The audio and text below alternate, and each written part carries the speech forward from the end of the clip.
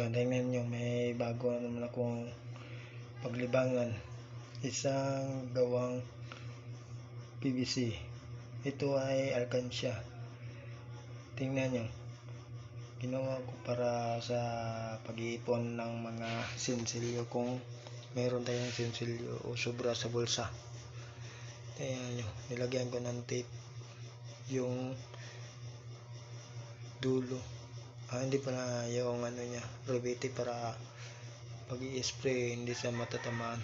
Kasi lagyan ko rin yan ng kulay green pang matuyo na lahat. Sa ngayon na puti lang muna tinitira ko para sa yung kulay niya makintab. Pag ang green ang ilagay na, uyuna ko muna yung puti para yung green pag pangalawa na yan, di kintab na ang lalabas sa green. Medyo maliwanag na yung niya, kulay.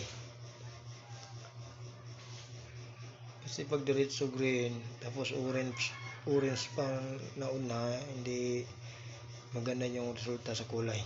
Tingnan nyo, nilagyan ko lang ng scotch tape.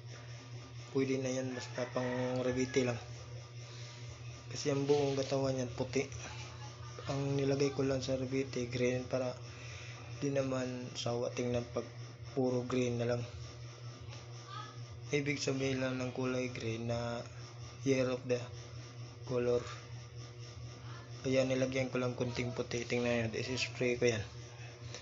Puti ang nilagay ko para paglagay ko ng green, sobrang liwanag na yung masilaw na yung niya, kulay. Ayan, spray. Lagyan ko.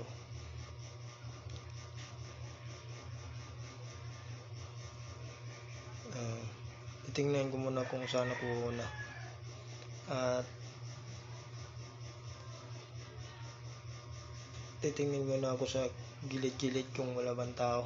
Kasi matapang yung amoy niya. Kasi spray yan. Pilox. Tingnan nyo, puti muna. Binabalutan muna ng puti. Magandang resulta yan pag puti na lahat. Pero dapat nilagyan ng green kasi year of the color. Wooden dragon kasi tapos may dalang green. Yan. Puti ko muna. Bukas yan, lagyan ko yan ng green. Sa ngayon, puti lang muna. Tapos matuyo na yan. Bukas na yung green. Sa mga revite lang. Yung nilagyan ko ng scotch tape. Tingnan. Ulitin ko ba yung kunti kasi may manipis pa yan. Tapos yan, pahinga mo na. Kita mo yung resulta niyan. Pagkatapos yan, yung buo na yung puti niya. Tingnan mo.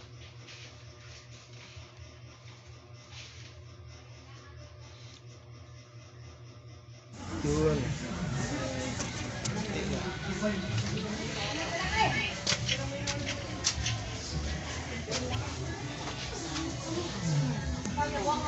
Anak.